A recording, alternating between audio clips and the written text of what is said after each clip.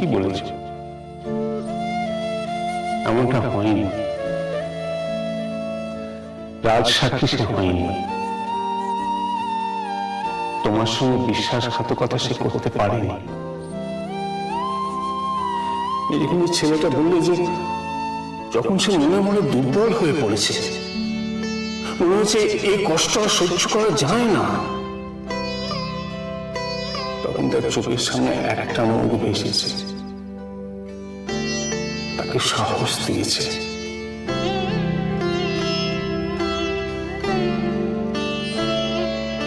তাহলে কোন মুখ নিয়ে সে তার দিদির কাছে গিয়ে দাঁড়াবে মাথা উঁচু করে? তাই সে পারলে না নিজের নেই, রাজ সাক্ষী সে হতে পারেনি।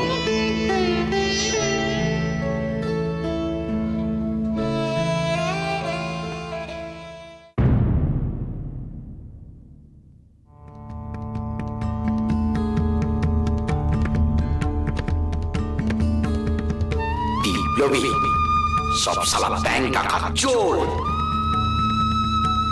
সবগুলোকে ধরে না একেবারে ফাঁসির দড়িতে লটকে দিতে হয়। কদিন আগে বলে সবকটা কালা পানি, এখন ঈদের পক্ষে যাবজ্জীবন তো হবেই।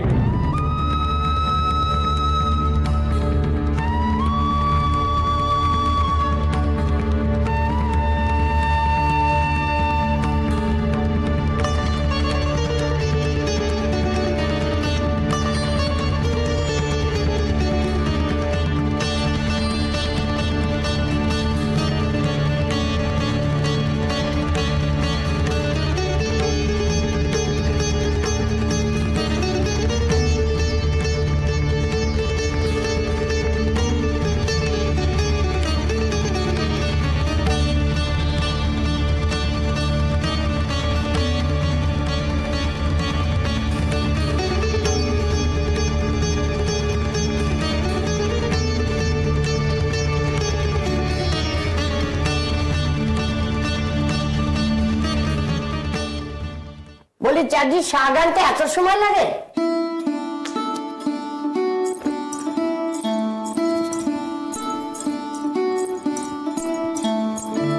এটা এখানে রাখো।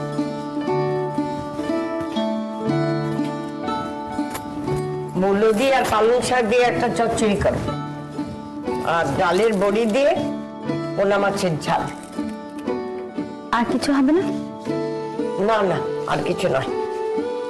সুশীল কেদার বাবার জীবনটা কদিন ছিল, অনেক রান্না বান্না হয়েছে, কদিন একটু ট্রেনে ট্রেনে চলো। বুঝলে মা, আজ সেই মহাবিপ্লবীর মামলার রায় বেরোবে গো। কে? কোন বিপ্লবী রায় বেরোবে? সেই জন্য তোমার মেয়ে ছেলে বিপ্লবী শ্যালো, মনে নেই?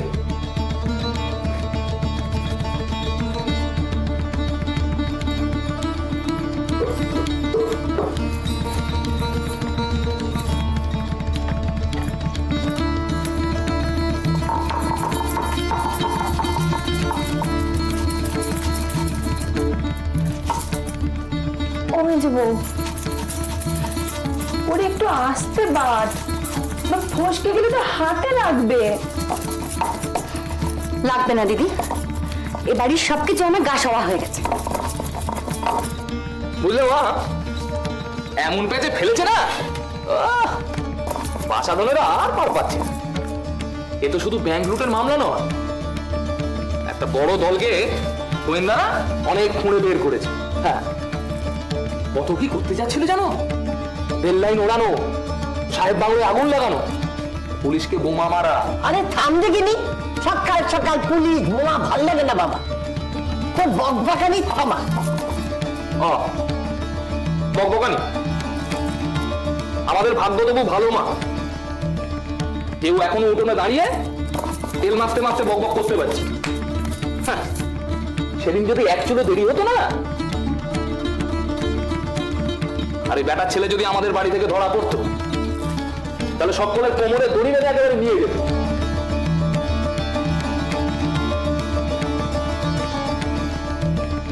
তখন আমিও তেল মারতে মারতে গপ্প করতে পারতুম না, আর তুমিও বসে বসে শাক বাঁধতে পারতে।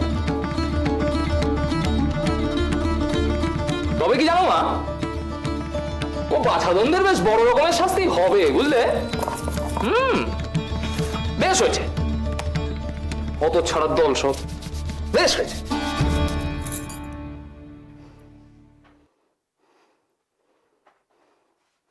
বাবা, সকালবেলায় কার গোষ্ঠী উদ্ধার করছিস রে বাবা? এই বেলা তোর আদালতে দেরি হয় না? না, হ্যাঁ। চানে ঢোকার সময় থেকে দেখে আসছি তুই গায়ে তেল ডলছিস, এখনো তেল ডলা চলছেই। আর পেকাকে বলিস।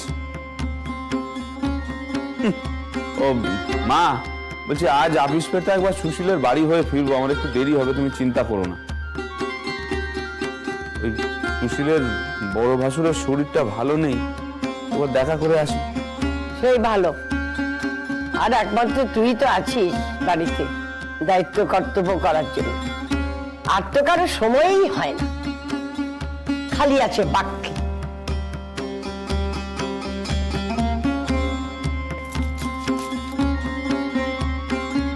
বলি দাড়ি কাটবার গরম জলটা পাওয়া যাবে কি? বাবা, এবার মতো তুইও তো দেখছি বাঁকা বাঁকা কথা কইছিস। সামান্য গরম জলের জন্য একবার উপর থেকে নিচে নামতে হলো, আর তর সইছে না বুঝি? বলি আজ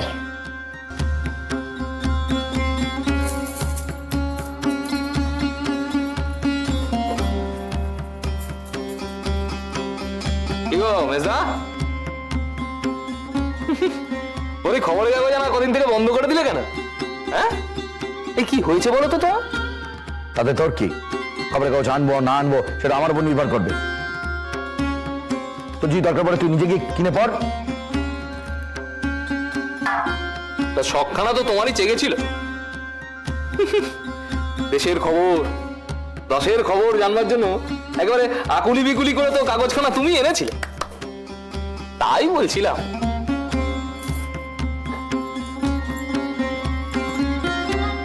তা সেই আকুলি বিকুলির কি হলো মেজা? ডুবে গেল? বাঁচা গেছে, চারটে পয়সা বেঁচেছে। ও, তাই বুঝি তুমি খবরের কাগজ আনা বন্ধ করেছো? আমার ইচ্ছা হচ্ছিল আমি কাগজ আনতাম, আমার ইচ্ছা হচ্ছে আমি কাগজ আনা বন্ধ করেছি। সব কৈফিয়ত কি তোকে দিতে হবে? অত ভাগা কৈফিয়ত? না, আমাকে কেন কৈফিয়ত দেবে বলো? যাও, তোমার গরম জল তো চলে গেছে, যাও দাড়িটা কেটে নাও, যাও।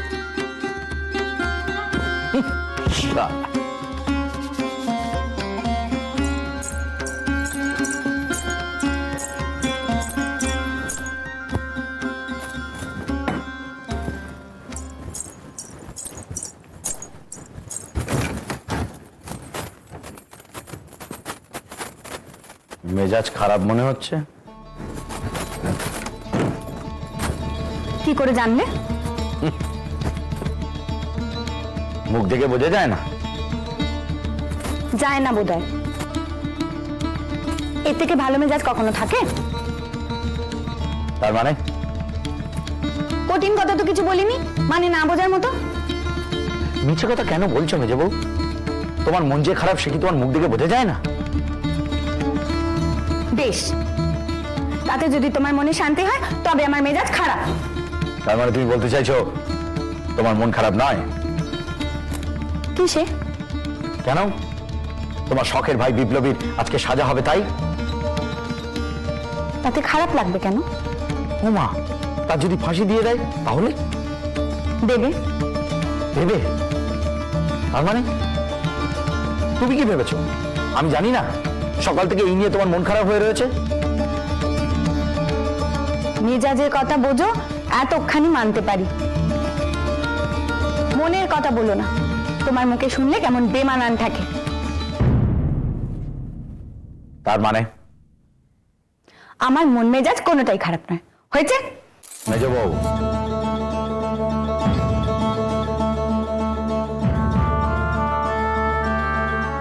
ভয় করছে না?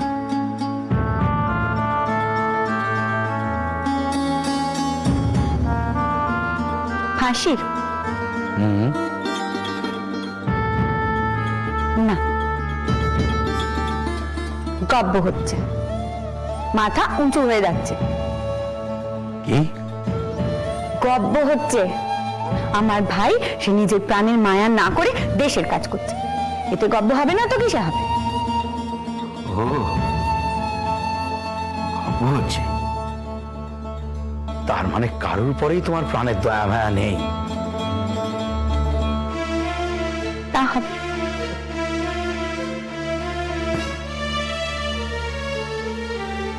খুশি হলে তো? জানো, বাহ, কার উপরেই প্রাণের দয়া মায়া নেই।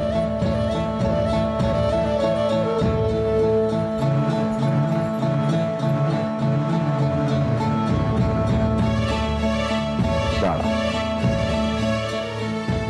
তোমার ওষুধ আমি তোমায় দিচ্ছি। ওর একটা খবরও তোমার কান অব্দি পৌঁছতে দেখবো না। দেখি তুমি কি করো।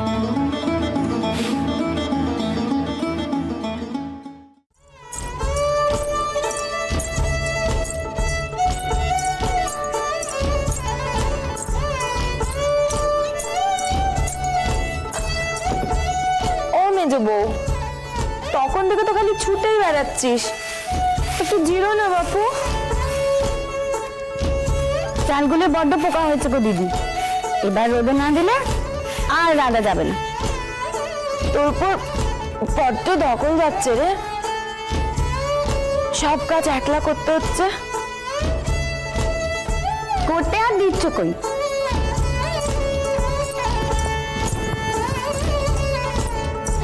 ভাবলু এই কদিনে মেজো বউখানি সুখ্যাত করবে,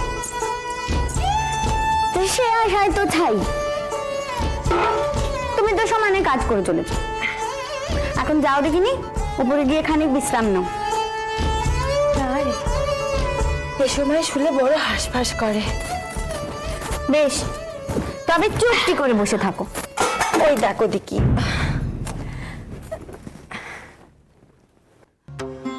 দিদি দরজার আওয়াজ হলো না? কই রে, না তো। ও,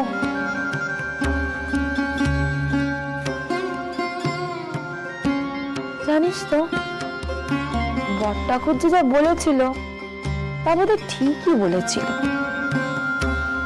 কিসে? ওই যে রান্নার লোকের কথা।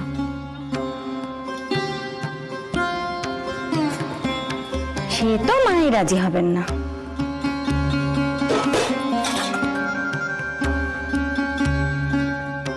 ওই দেখ, আমি বলছি যে আমি ঠিকই শুনেছি কেউ দরজা নাড়ছে। আরে তুই বস তো, দরজার আওয়াজ না, রান্নাঘরে নিঘাত জানলাটা খোল। ওই দেখো, দেখেছিস? আমি ঠিক দেখেছি, বেড়াল ঢুকেছে। জানা জানা মেজো বউ, একটু তাড়িয়ে দে। হুস, জানা মেজো বউ, হুস হুস। এই বেড়ালটা জ্বালালে দেখছি সবেতে মুখ দেবে। ও মেজো বউ, তুই শুধু তাড়িয়ে দিয়ে চলে আয়, আমি কুদুকে বলবো সব মেজে নিতে। উফ, বাচ্চা দেবে। কদিন ধরে সমানে ওপর নিচে গরম জায়গা খুঁজে বেড়াচ্ছে, সিঁড়ির তলায় একটা জায়গা করে দেবো। কি দরকার?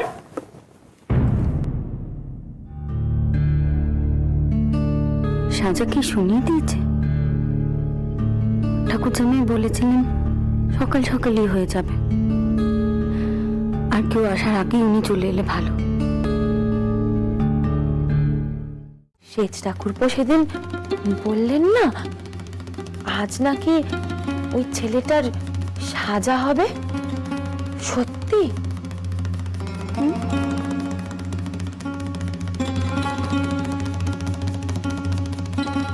হঠাৎ তোমার তার কথা মনে এলো? বল না। তেমনটাই তো জানি। হ্যাঁ রে মেজো বউ, ওই মামলায় এই বাড়ির লোকজনকে নিয়ে টানাটানি হবে না, তাই না? এই বাড়ির লোকজন নিয়ে? কেন? না, সেই যে সেদিন পুলিশ এলো, কত কাণ্ড হলো। মনে হয় না, এতকাল যখন টানাটানি হয়নি আর কেন করবে? করবে না বল? হ্যাঁ রে, ছেলেটার কি সাজা হবে? জানি না, তবে জেনে যাব। কি করে? মতলব করে। সে কি রে? মতলব আবার কি? ও মা, তুমি জানো না, সংসারে যে কাজ সহজে হয় না, তা করতে গেলে মতলব করতে হয়।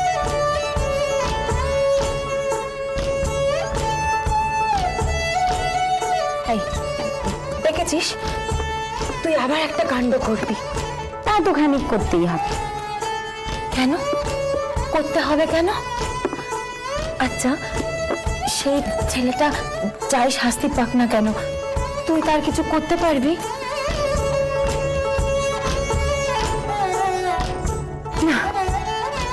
পারবো না, তবু জানবো। কি দরকার এসবের?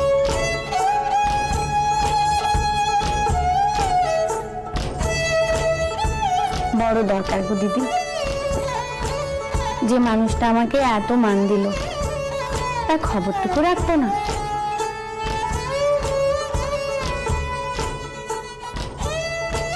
তুমি ভেবো না, আমাকে একজন কথা দিয়েছে, সে আমায় সব জানাবে।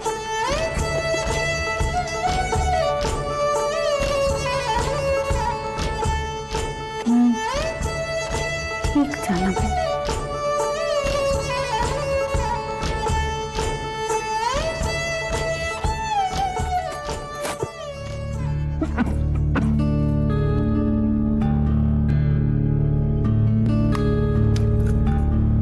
এই বাদালেন কি করে ভট্টাচার্য মশাই? ওই কদিন সন্ধ্যের সময় বাইরে ঘোরাঘুরি কথা।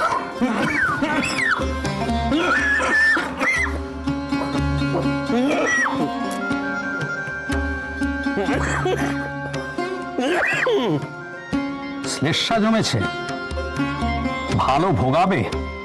খাওয়া করে দেওয়া হয় ডাক্তার, বড় জরুরি একখানা কাজ পড়ে আছে। একজন যে আমার মুখ চেয়ে বসে রয়েছে।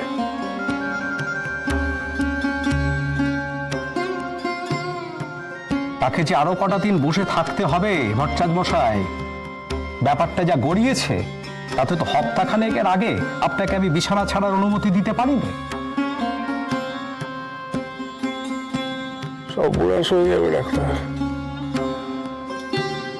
সে সর্বনাশ আর এই যাত্রায় রোখা গেল না।